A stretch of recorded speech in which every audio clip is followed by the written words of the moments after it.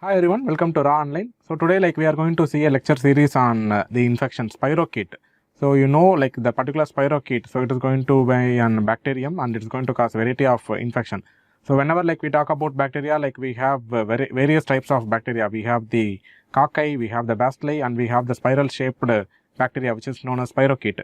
So we are going to learn about one important spirochete infection called Borrelia.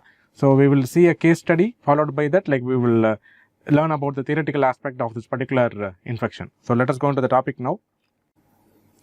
So here we have a 25-year-old female who attended general medicine OPD with the complaint of fever for the past 4 days.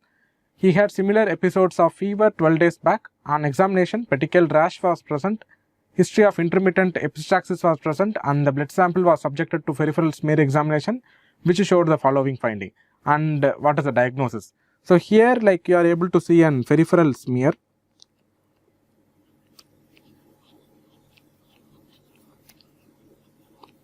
and you are able to see the structures like RBC, and you are able to see the WBC, that is the neutrophil, which is a normal component of human blood.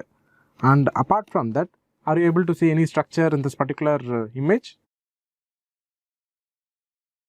So are able to see this particular coiled structure. So this particular coiled structure. So this is the spirochete.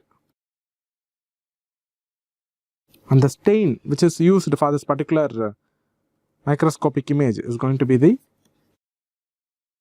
Leishman stain. So it is a type of Romanowski stain.